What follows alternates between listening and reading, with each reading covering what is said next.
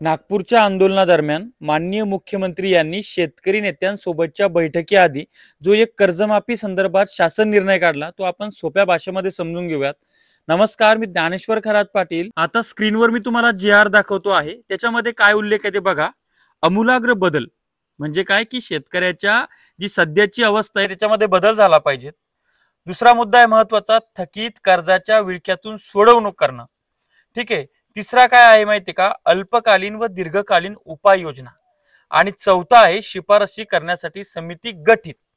आता मला सांगा, कर्जमाफी करायची असेल तर कर्जमाफी समिती हा निर्णय त्याच्यामध्ये असणं गरजेचा होता तो शब्द, परंतु याच्यामध्ये काय मेक ठोकली आहे, अल्पकालीन व दीर्घकालीन उपाययोजना। जिथं उपाययोजना येतात तर त्या ठिकाणी अल्पकालीन हा जो शब्द आहे याच्यामध्ये कर्जमाफी हा उपाय येतो, आणि दीर्घकालीन म्हणजे त्याला कर्जमाफी नाही म्हणतायत व शेतकऱ्यांवर त्याचं कर्ज तो स्वतः फेडू शकेल अशी पत निर्माण करणे। ठीक आहे। त्यानंतर आता दुसरा फोटो तुम्हाला स्क्रीनवर दाखवतोय, जी आर तुम्ही बघा। त्याच्यामध्ये काय लिहिलंय, 30 ऑक्टोबर 2025 ला हा शासन निर्णय पारित करण्यात आलेला आहे, निर्गमित करण्यात आलेला आहे। तर शेतकरी नेत्यांसोबतची बैठक 30 ऑक्टोबरलाच होती। त्या शेतकरी नेत्यांना ताटकाळात ठेवत माननीय मुख्यमंत्र्यांनी हा शासन निर्णय रिलीज केलेला आहे। आणि सगळ्यात महत्त्वाचं म्हणजे याच्यातनं हा डाव साधायचा होता की शेतकरी नेत्यांच्या बैठकी आधीच शासनाने एक निर्णय घेतलाय, म्हणजेच आधीच सगळं सेटल आहे, आधीच सगळं सेटलमेंट झाली। हा निरोप माननीय मुख्यमंत्र्यांना द्यायचा होता का आणि शेतकरी नेत्यांना बदनाम करायचं होतं का, हा एक प्रश्न उपस्थित होतो। दुसरा महत्त्वाचा मुद्दा म्हणजे हा आहे की मोजरीला जून 2025 मध्ये झालेल्या उपोषण बच्चू कडू यांचं, त्या उपोषणाला माननीय महसूल मंत्री अमरावतीचे पालकमंत्री बावनकुळे यांनी भेट दिली, लेखी आश्वासन दिलं, उपोषण सोडलं, त्यानंतर समिती गठीत करतो म्हणाले, ती अद्यापपर्यंत केली नव्हती। ती थेट कर्जमाफीच्या संदर्भातली जी बैठक लावली नागपूरच्या आंदोलनाची, त्याच्या 1 तास आधी तो जी आर मुख्यमंत्री काढतायत। याच्यावरनं हे दिल्या शब्दाला किती जागणार आहेत याचं प्रमाण, याचा पुरावा तुम्हाला त्या ठिकाणी दिसतो। त्यानंतर 3 नंबरचा फोटो बघा। त्याच्यामध्ये काय आहे, अतिवृष्टी, पाऊस, नुकसान, नैसर्गिक आपत्ती याच्यामुळे जे काही शेतकऱ्यांचं नुकसान झालं आणि त्यानं घेतलेलं कर्ज त्याच्याकडनं फेडणं शक्य झालं नाही, त्याच्यामुळे तो थकबकेदार झाला आणि बँकांकडनं नव्यानं कर्ज न मिळणं, अशा पद्धतीची त्याच्यामध्ये माहिती आहे। आता त्याच्यामध्ये महत्वाचं काय आहे की खाली त्यांनी दिलेलं आहे 2017 छत्रपती शिवाजी महाराज शेतकरी सन्मान योजना, म्हणजे देवेंद्र फडणवीस मुख्यमंत्री असताना पहिली कर्जमाफी। त्यानंतर 2019 महात्मा ज्योतिराव फुले शेतकरी कर्जमुक्ती योजना। त्यानंतर दोन्ही योजनांच्या प्रोत्साहनपर लाभ असे त्यांनी माहिती दिलेली आहे आणि शेतकऱ्यांना वेळोवेळी भरीव मदत केली आहे, अशा पद्धतीचं त्या ठिकाणी नमूद आहे। आता तुम्ही 4 नंबरचे स्लाइड बघा।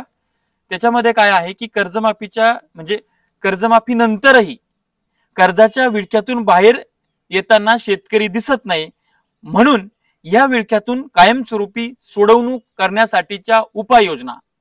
आता नेमक्या कर्जमाफी सोडून कुठल्या उपाययोजना यांच्याकडे असणार आहेत, कारण की याच्यामध्ये जे म्हणतायत ना की कर्जमाफी करूनही जर तो विळख्यातून बाहेर येत नसेल तर दुसऱ्या उपाययोजना कराव्या लागतील।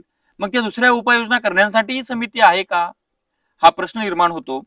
त्यानंतर प्रवीण परदेशी माननीय मुख्यमंत्री यांचे प्रमुख आर्थिक सल्लागार यांच्या अध्यक्षतेखाली उच्चाधिकार समिती गठीत करण्यात येत आहे, आणि ती समिती मी स्क्रीनवर तुम्हाला दाखवतो। त्याच्यामध्ये प्रवीण परदेशी आहेत, मुख्यमंत्र्यांचे आर्थिक सल्लागार, त्यानंतर कृषी, पणन, सहकार, महसूल, वित्त यांचे सचिव आहेत, बँकेचे अध्यक्ष आहेत आणि माहिती तंत्रज्ञानातले काही कोणतरी आहेत। आणि खाली एक ओळ दिलेली आहे की या संदर्भात जर का अजून कोणा तज्ञ व्यक्तीला बोलवायची गरज पडली तर ते समितीचे अध्यक्ष बोलू शकतात, ती मुभा त्यांना देण्यात आलेली आहे।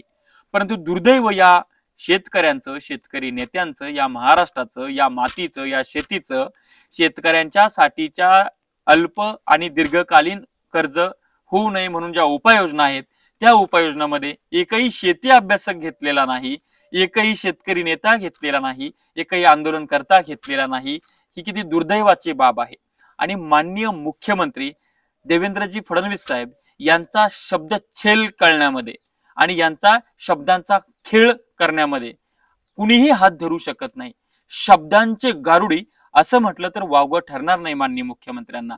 आणि म्हणून या ठिकाणी या समितीवर शेतकरी नेत्यांनी बहिष्कार घातलेला आहे. तुमच्या समितीचं आम्हाला काही एक घेणं देणं नाही, काही एक सोयीर सुतूक नाही. आम्हाला कर्जमाफीची तारीख हवी आहे आणि त्या तारखेला कर्जमाफी न केल्यास आम्ही सरकारच्या विरोधात परत एकदा पेटून उठू. ज्या पद्धतीनं शेतकरी नेत्यांना सरकारने तारीख दिली आहे त्या पद्धतीनं त्या तारखेच्या आत शेतकरी कर्जमाफी करून घेणं ही त्या आंदोलनात असलेल्या शेतकरी नेत्यांची जबाबदारी आहे आणि ती त्यांनी स्वीकारलेली आहे. सोशल मीडियावर भुंकणारे या संदर्भात बोलत नाहीत किंवा ते काही करतही नाहीत. जे काय करतायत ते सगळे शेतकरी नेते करतायत, शेतकऱ्यांसाठी आवाज उठवतायत. मला असं वाटतं आपण त्यांच्या पाठीशी राहिलं पाहिजे. परंतु मी नेहमी सांगतो की तुम्ही जनता अशी आहे की तुम्हाला 70,000 कोटीचा घोटाळा करणारा अजित पवार उपमुख्यमंत्री म्हणून चालतो. 2,000 जमीन एका शिक्क्यानं घेणारे एकनाथ शिंदे उपमुख्यमंत्री म्हणून चालतात. या सगळ्यांना एकत्र करून सरकार स्थापन करणारे देवेंद्र फडणवीस मुख्यमंत्री म्हणून चालतात. परंतु शेतकरी नेत्यावर थोडा जर डाग असेल तर तो तुम्हाला सहन होत नाही. याला खेकडा प्रवृत्ती आपल्यातली म्हणायची का, असं मला म्हणायचंय. आणि हे सगळं असताना अजित पवारांची विधानं काय येत आहेत, सरकारमधले लोक हसन मुश्रीफ काय बोललेले आहेत, यांची विधानं इतक्या मस्तवालपणामधून येत आहेत. आणि ही जी समिती आहे ही समिती म्हणजे थोतांड आहे, वेळ काढूपणा आहे आणि शेतकरी नेत्यांनी सुद्धा याचा धिक्कार केलेला आहे. जे काय होईल ते कर्जमाफीच्या तारखेनुसार होईल आणि सरकार फालतूच्या उपाययोजना देण्याच्या नादात त्या ठिकाणी कर्जमाफी हा शब्द जर बाजूला टाकेल असेल तर परत एकदा आगडोंब उसळल्याशिवाय राहणार नाही. हे सरकारनं ध्यानात घ्यावं, लक्षात घ्यावं. आता तुम्हाला काय वाटतं लिहा कमेंट्समध्ये. शेती माती संस्कृतीसाठी अशाच नवनवीन अपडेटसाठी आपलं चॅनल सबस्क्राईब करा, साईडला असलेलं बेल आयकॉन दाबा. धन्यवाद.